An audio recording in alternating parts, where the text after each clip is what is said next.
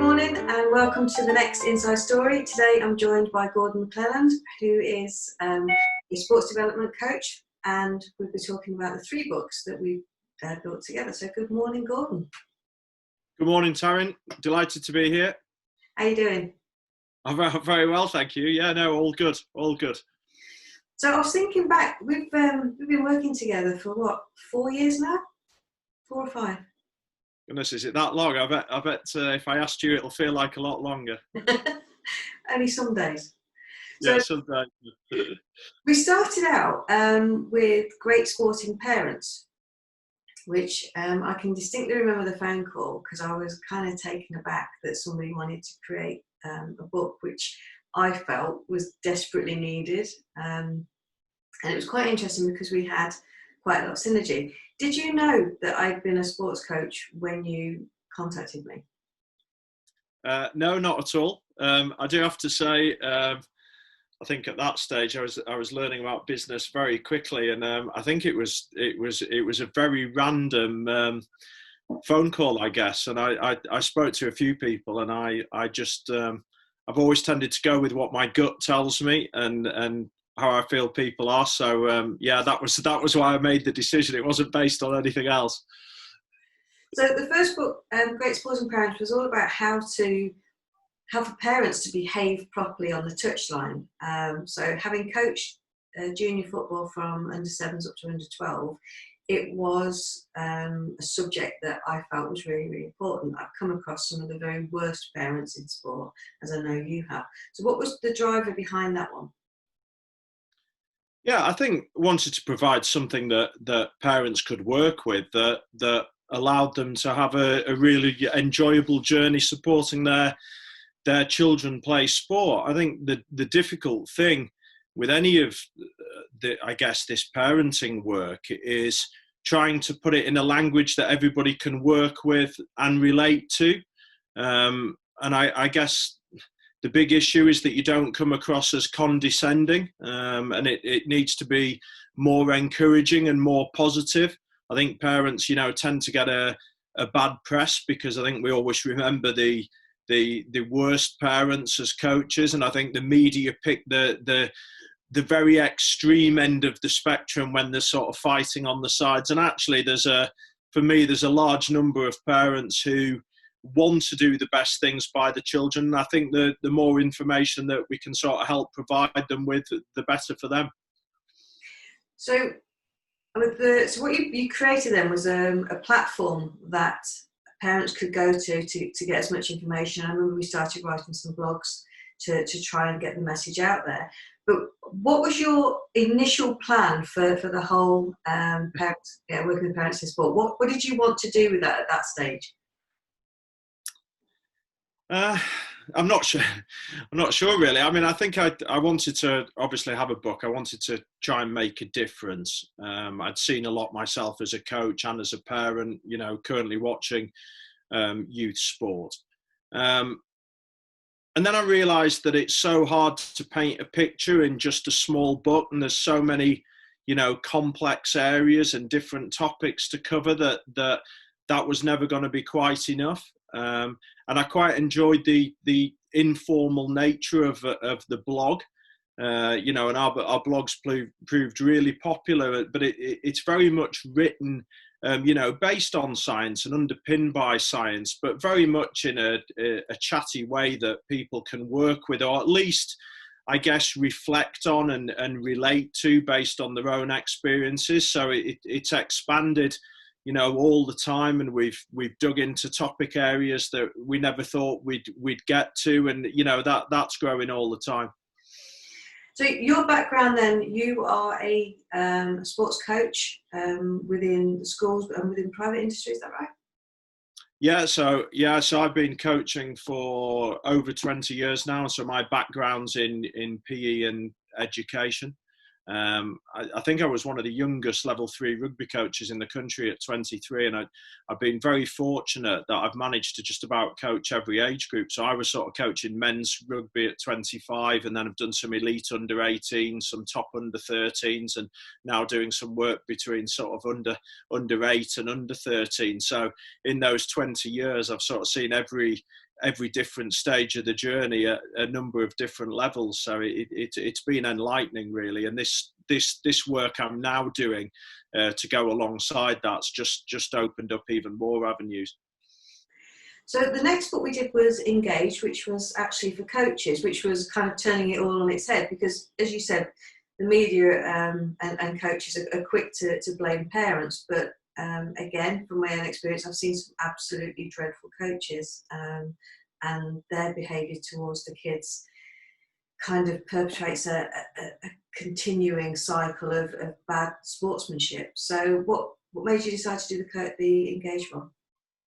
Well, I think coaches have always found sort of parents a tricky area in many cases. They've always found them difficult to work with, not really sure what's the best way of going about it, you know, having clear plans in place to try and make the journey as smooth as possible. And what I really feel, and you look at particularly now with all the abuse stories coming out of gymnastics and the way society's changed and sport, is that I don't think we're going to be able to continue to have this scenario where parents go in one direction and coaches and athletes go in the other, with a sort of great big wall built between all the parties. So we wanted to make it easier for coaches, give them some strategies that they can use to help them engage parents, maybe look at parents in a slightly different light to what they have done in the past. And, you know, it's proved really popular, maybe not necessarily in the mainstream, but there's lots of, you know, sports national governing bodies are using the book as part of their sort of coach education and their sort of continued development. And it gives people a really good starting point on how to work with parents, which again we expand on as part of the website platform, because again there's so many things to cover that you can't fit it into one small workable book. So you've actually taken quite an interesting decision with the two smaller books, in that you've white labelled them out to a lot of different sporting associations. That's quite a brave move to do as an author, because you're almost letting your own work kind of go. But that's proved to be quite a success, hasn't it?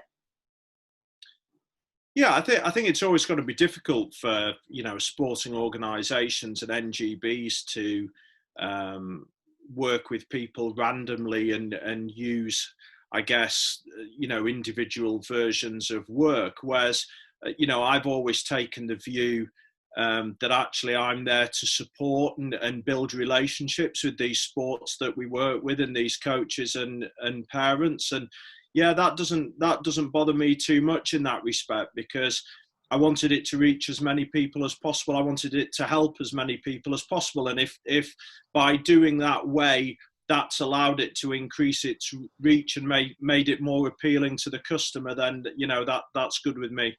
So how many countries is it now in? Oh goodness, I have absolutely no idea. I mean, it will certainly be into double figures, but I wouldn't like to put a number on it. We've gone as far as New Zealand, is that right? New Zealand? Yeah, Australia, yeah, and Canada, the US, Belgium, obviously all the UK. I'm trying to think, and then I'm sure that there'll have been some very random purchases from a variety of different places as well. So goodness knows where it's been used. So that brings us then on to the third book. Now, so this was quite a jump. And I wish when you rang me and said you've got this idea, I thought, it's great, but I don't know who's going to climb in with it. And you just managed to pick up some absolutely fantastic sportsmen. So when did this one come about? What made you think about it? Look, there's millions of parent coaches around the world, and so many parents, you know, end up coaching their own children or taking teams because we need the volunteers and we need people to help. And many of them have got no sports background whatsoever. They're just helping out, and I just felt that I wanted to do something to support all those parent coaches that take on the role. And yeah, as I say, I knew there was a massive market for it, and I knew that there was nothing like it in the world that had ever been sort of done in that space, and just thought it was a pretty cool idea. So, from my experience, you just hit exactly what happened to me. My eldest had gone out, was playing football. My youngest was very much, no, I don't want to play, no, I don't want to play. And then one day said, Mum, I want to play. So I took him along.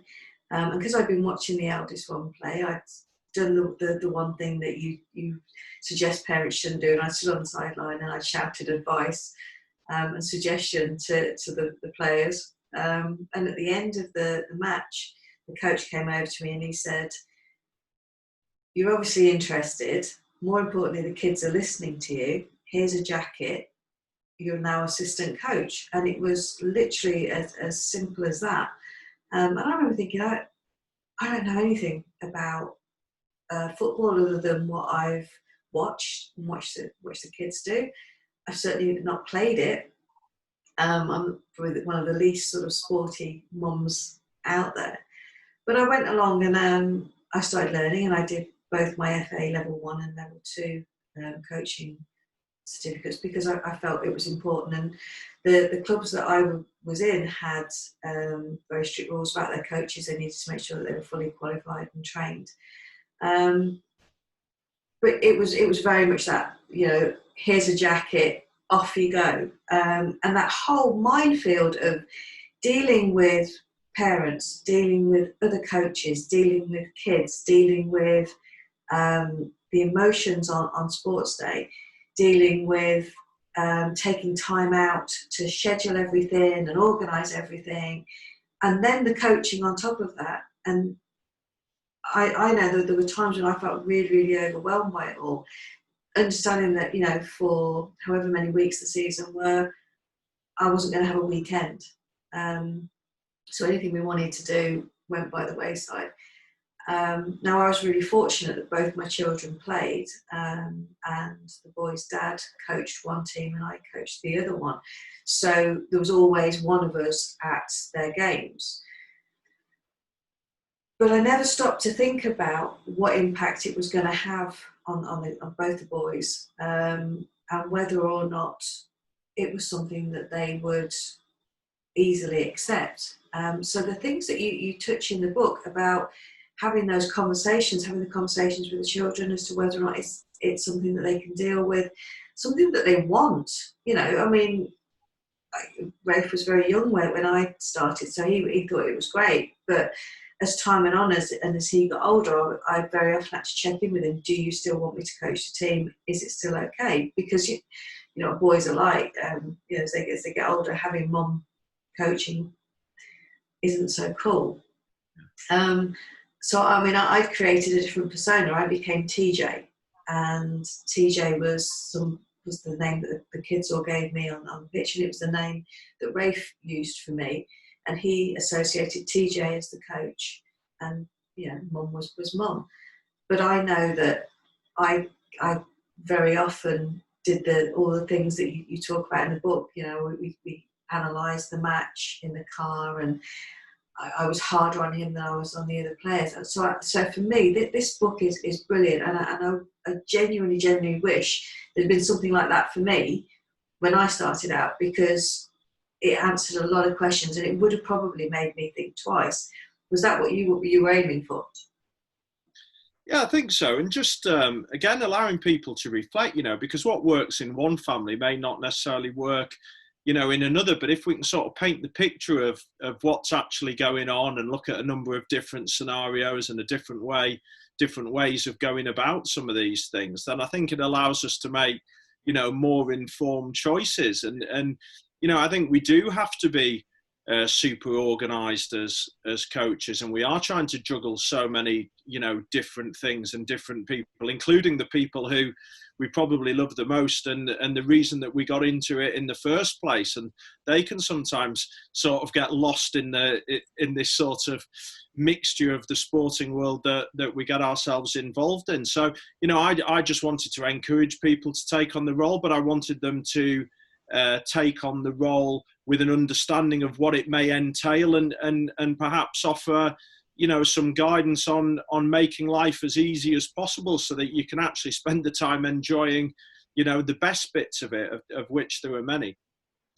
So how did you go about approaching the athletes that are in the book? Well, fortunately, through my own, I guess, sporting background, I knew a few loosely where I was able to pick up the phone or send a few emails, and so the first ones were sort of easy to get hold of, I guess. And then I think I just got on a bit of a roll with it, that I was only going to do a couple, and then I thought, actually, no, this is just a brilliant idea, and it really makes the book unique, I guess, or even more unique. So, yeah, I pulled in my sort of wide range of sporting network. You'll see in the front of the book the number of people I had to thank, because there's always somebody who knows somebody who might be able to help. And the amazing thing was everybody wanted to help. Nobody wanted anything for helping. They really valued it, and people really enjoyed the idea and what we were trying to do with it, and were, more than happy to support. And then, the icing on the cake was that day when I rung you and said, "Oh, I think I've hit the jackpot for the foreword," after going round in circles about who to go to, and Harry Redknapp agreed to do it. I mean, when it comes to sports parents, he's right up there, isn't he? So yeah, that was fantastic. But who else surprised you that jumped in? Yeah, I mean, look, I think it was the support I've had from other people, wider from the book. People like Denise Lewis were, who've been on a podcast with us, was desperate to help. Liz McColgan was great and pointed you in the direction of other people. Paul Nixon, who, we grew up in Penrith together, and I played cricket with his dad. He was able to get Michael Vaughan, because he does work with Michael Vaughan. And, and then I spoke to Gail Ems through another contact, the British badminton player, and she was able to then put you towards Jo Davis, which was unique, that she's married to an international badminton player, and both their children play. So that's an interesting mix, both at all of their households. So I'm going to have them on a podcast together, which I think will be an interesting experience. And then lots of, there's an awful lot of coaches on there that maybe aren't necessarily known in the mainstream, but doing some amazing work.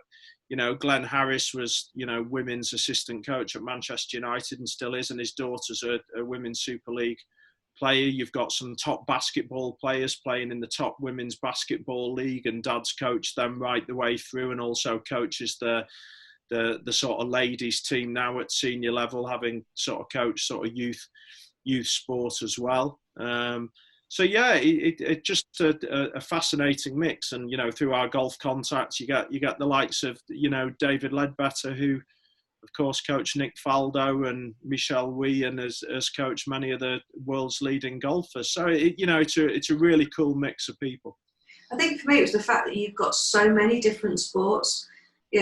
Because a lot of the books, no disrespect to them, but they tend to focus on a couple of the main sports. It's either football or rugby, and you've not done that. You've gone, right, okay, let's get a complete broad sweep of all the sports and get a picture from everybody. And what was the thing for me was that they all said the same thing pretty much. It was interesting, no matter what sport it was, the key message that came across was what? That your children should be enjoying it. Yeah. Or it should be fun, yeah. Yeah, which we all know. I mean, defining fun and enjoyment's a one for another day, because you could do that for hours. But yeah, that was the underlying message, and I think there were a lot of common themes that ran through that. I appreciated the vulnerability and honesty of people as well. That they're very happy to share their own failings and some of the things they found difficult. And I hope that gives confidence to people, at grassroots level, that everybody's been in the same boat, whether we're, big names in the world of sport or got massive coaching experience. Everybody's been through the same things. I just think it's important that we share advice and support to each other to make it easier for the next raft of coaches coming through. Yeah, I think so. Knowing that, those coaches have had that moment where they've said the wrong thing to their child, or have carried it on through dinner tables, or not known when to spot the signs that their kid wasn't having so much fun. I think that does kind of give you just that little bit of, okay, I'm not the worst parent in the world, because I'm doing that, and knowing that you can get carried away, because I think if you love what you're doing, and you love your child, and you know your child's good, all of those things kind of snowball, and you kind of get wrapped up in it. And sometimes it's difficult to take that step back and go, I need to take my foot off the pedal a bit here. I need to ease up on the pressure, because if I'm not careful, they're going to stop enjoying it. So reading some of those stories where the professionals have said, it needed somebody else to either nudge me, or I needed to do some reflections on that, I think are really great. And like I say, they've all been really, really honest about their experience. But I think the other thing that I liked was that they said how much they'd enjoyed it, and that there's very little that they would change, which is always an interesting thing. And hindsight is a fabulous thing. For me, I'd have stopped a season earlier, and I'd have been a lot easier on Rafe, I think. But so to see them sort of saying, I think I'd probably do very similar to what I've done, and I wouldn't change it, is really good. Yeah, I think so, and I think lots of people in the sporting world think, what's gone's gone, hasn't it? And actually, as you say, as long as they've enjoyed it, everybody can admit that we never get it right all the time, and we're going to make mistakes. But actually, we had a damn good go at it, and hopefully we did enough for the right things. And I just think that, providing people with that opportunity, that, there's certain topics that, included in that book that you wouldn't really think about. There's no real reason to think about it. And then when you read it, I think you sort of think, oh yeah, I'd never really thought about that. But actually that's a thing that I maybe should be thinking about. And that's all it was, to try and nudge people in the right direction. So interestingly, you decided after a year not to coach your son, wasn't it? Yeah. What made you decide to do that? Look, I think for me, with it being my profession and something, I felt like it was too much of a busman's holiday. I've always been sort of quite good that I like to do it and chuck myself 100% into it, and then come home and sort of stop the sort of coaching piece. Yeah, and just I think probably my expectations of him were always going to be really high. I was always conscious as well that at home we have lots of sport going on anyway, just because of the nature of my work and what's on the TV. And of course we play lots, and play being the sort of key word, I guess, rather than the extended sort of coaching session. But you're always going to give little bits of feedback, particularly if you know that there's little things that you can help with, because that's what parents do. But I was really keen that he had another voice and other people to listen to, and I wanted him to go and plough his own path, and it not be based around anything that I was involved in. So he's very much Archie as a person, and not because he's Gordan MacLelland's son, and that was really important. So it was good that we had another professional coach come forward and say it was pretty much the same thing, and I like the fact that we got that, the both sides of it, that that it is okay to say, what, this isn't what I want to do, and I don't think this is right for my family or for my child. So what are you like as a sporting parent? Are you very good at being quiet on the sidelines? Yeah, no, I am, but I do have to say it's taken a lot of training and working and sort of living and breathing this field. I think you learn all the time. I'm not sure how good I was when my children were sort of 5. Not in terms of necessarily the shouting bit, but just, my expectations and what I wanted from it, and maybe my attitude towards some of what I saw, or perhaps the car journey home and some of the bits that I struggled to sort of cope with. But, like any parent, you learn, and I've, tried different things and worked through it. And fortunately, at the moment, with both my children, we've now got things that that work really well for us. The things that we maybe say and do before games, the way we talk about it afterwards, when we talk about it. You know, and when we get home, we shut that part of the world down. We don't sort of labour on things that have happened the previous week. It's very much that's gone now. We'll on to next week, and you know, I'd like to think it's rubbing off on my children, that attitude as well. And they're certainly not all in on their sport. They've got plenty of other interests when they get home. So what's next then? What are you doing next? I don't know. I think we've probably we're going to try and spend some time sort of, I guess, developing the platform and getting the books to a wider audience. I think I would like at some point, you know, maybe a couple of ideas that I maybe have is to do a ultimate sports parenting book, which would be a much larger volume, try and tag in all the work that we've done, maybe talk to other sports parents who have been there, again, maybe get some names, similar sort of theme to Two Hats. That's certainly one idea that I've got. And just because I'm in that sort of football academy environment, and, you know, my son was scouted at the age of 3 and he's still there at 11 and still enjoying it, that I may look to do something around, you know, chasing that dream, I guess, the one that lots of people attempt to do, and just try and base it on my own personal experience, again, with what I've learned. So we'll see how that sort of journey pans out over the next few years. But they're the sort of couple of things I've got in the back of my mind. Yeah, because the academy decision's quite a tricky one, because they can be quite ruthless, can't they? At sort of saying, right, no, you're not good enough and off you go. So there's a lot of management in that one, in terms of making sure. I know from my own experience, we had a child was scouted, did brilliantly for one season, and then at the end of it, right, no, you're not good enough anymore, off you go. And it was building his confidence back up and getting him to want to play. So, you know, that was quite difficult. So I think that's quite an interesting decision to go down. What about the podcast then? Who have you had, and who's coming, and what's happening with those? Goodness, so who've we had? So we've had Denise Lewis, Liz McColgan. We had Scott Han this month, who's Max Whitlock's gymnastics coach. Next month's Tanny Gray Thompson, which will be good. And then later in the year, we've got Andrew Guy, who's James Guy, the Olympic swimmer's dad. He's sort of joined us. And then a wide range of guests, you know, across again a number of different sports. I think we've got some Australian international netballers on there, and everything else. And, you know, season 1's going to have its 12 episodes in, and then we're going to try and mix it up a bit for season 2. As I say, we're going to maybe get a sort of couple of sets of parents in pairs in, maybe just do some slightly different things and see what we can do with it, which could be interesting.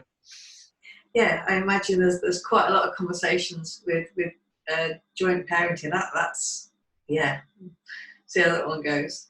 So yeah. So Two Hats was released 2 weeks ago, and you were already a bestseller in 3 Amazon categories. So well done. Thank you. Are you surprised at how well it's gone, or were you quietly confident?